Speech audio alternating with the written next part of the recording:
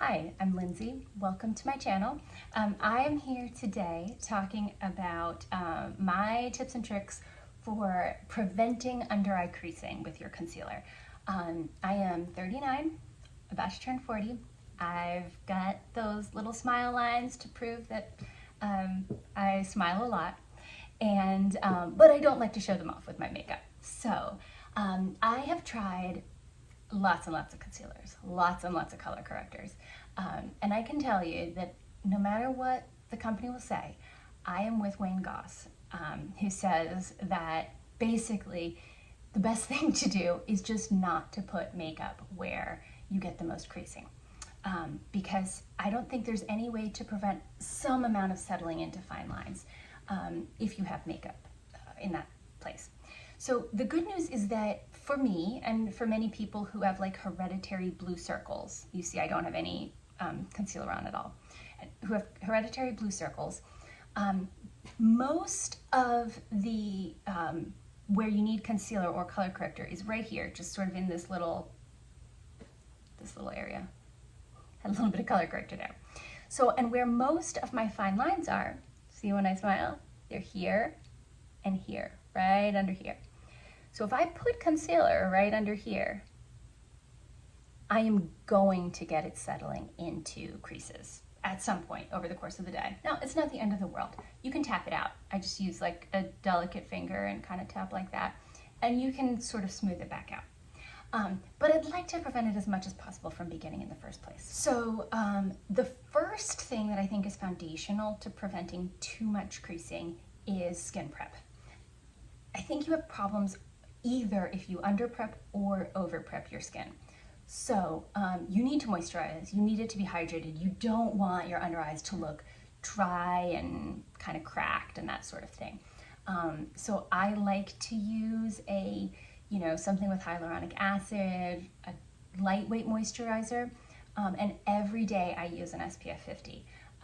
I can show you in another video what I use. I have tested so many different SPFs. I have tested SPFs from the US, from Korea, from Europe. I have tested so many. And I have a couple of favorites that I like. So I don't like it to be either too thick that it makes this like white mask on my face, but I do want still my skin to be hydrated. So firstly, you kind of have to just find that sweet spot in your own skincare with making sure that your skin is moisturized, but not like completely glazed. I know that whole glazed donut thing is in, and it works for some finishes. I'm a big fan of slugging at night, but it doesn't work for me during the day. Too much emollient just kind of wants to like slide into lines. So all I have on right now is just a little bit of moisturizer and my SPF under my eyes. I've got on a little bit of eye makeup, but nothing that's going to affect what I'm showing you here.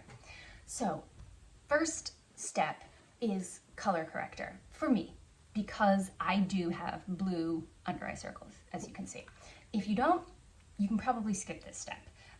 But it's a very personal thing. I think that, makeup is personal for everybody. So some days I'll just go straight to my concealer. But if I really want to cover them, I will use the color corrector. So I am currently using the Catrice Under Eye Brightener in the light rose shade. It looks like this. As you can see, it is quite pink. It's actually a pretty good match for my skin tone, just as it is.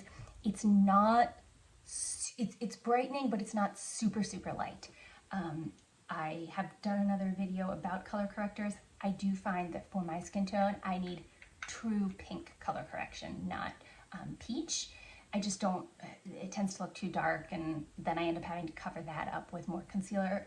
Again, as little product as I can use, is better. So I'm going to put it on a small brush and just put it right here in just where I need it, just where I have the blue color. You can blend it out with a brush, you can blend it out with a beauty blender. I am just going to use my fingers because I feel like they do the best job of giving me control and also kind of melting the product into my skin. Okay, so just going to tap this in.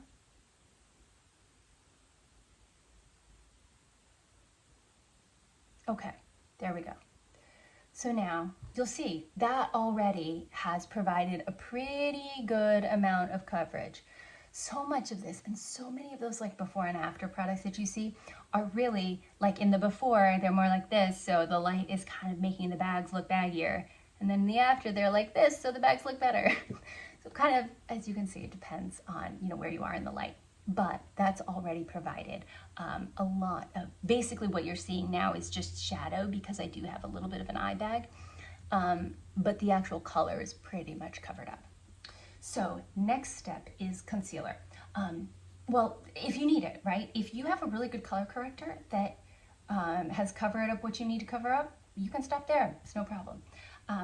I do that sometimes. Sometimes when I really want it covered, I use the Lancome Tint Idole all over concealer. My shade is Ivory. It is the fairest one. I think it is 095, but I don't actually see that on the bottle. So this is one of the more expensive makeup products I have. I really am a bargain shopper. This is $30, but it is $30 for 0.42 ounces. Most concealers come in packages that are about 0.2 ounces, so like half of this. They might not, they might look a similar size, but the actual amount, like the bottle is thinner and whatever. So most of them are about 0.2. So you actually, it's not that much more expensive than a drugstore concealer that you pay $10 for, but you get half the product, right? So it's actually not that bad when you kind of break it down on an ounce for ounce basis. So this is kind of one of my splurges. Another tip that I have for more mature skin is that you don't want to do what all the young kids are doing and highlight your under eyes with a really light concealer. Or I don't, at least. For me, I feel like that highlighting, which you can see obviously they're pretty highlighted right now, but I feel like it brings more attention to an area that I'm not looking to call as much attention to. My under eyes, my creases, wrinkles, whatever. So I like to find a concealer that is a pretty good true match for my skin. I will show you this. So looks pretty light. I'm going to put some little dots in there, and I'm just going to let them marinate a little bit. Let them settle. They'll get a little bit more thicker, so they'll have like a little bit more coverage. I like to put a little bit here, partly to blend that area in to the rest of my skin. I mean, a lot of people just like to sort of highlight in here, but I also specifically want to like de-emphasize my under eye area by having it be roughly the same shade as my face right here. So now I will just go ahead and blend this out. Okay, great. So I just tapped that concealer out with my fingertips. As you can see, it looks pretty smooth. It doesn't look like I'm wearing a lot of makeup because I'm not. I mean, it was just a little tiny bit. You can leave it at this, but I do find that a little bit of setting powder does help it to crease less. Now, again, this is where you don't want to have done so much skin prep because combining something really moist, like a lot of skincare with powder can kind of cake up really easily. So again, that's why I keep it minimal. I am currently using the Ami Kohl translucent setting powder from Sephora. I do really like this. I am not 100% sure if I would buy it again because it was on the slightly more expensive side, but I do really like it. It's working well. It doesn't create a lot of texture or emphasize texture. I like that this is I believe this company is geared towards people of color and is owned by a woman of color. And whenever possible, I love to support those kind of businesses, so that's great. So what I do is use as little powder as possible. Because again, I don't want it to be cakey, but I just want it set enough that it'll help to prevent creasing. So I'm on a pretty small brush, you can see. I mean, it could be a little bit smaller, but this is what I have. I'm taking literally the tiniest amount, tapping some off, and I'm just gonna press right here. do the same thing on my other eye. Okay, and I just kind of brush it off. All right, so now we're set. You can already see the little bit of shine that I had from the prior products is gone. But I mean, I hardly used any powder, so that's not going to cake up on me.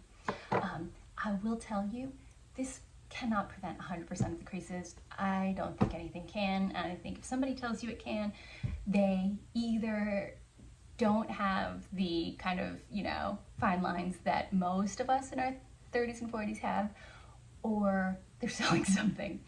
Or maybe they just have a magic thing, but I'm not sure that that magic exists.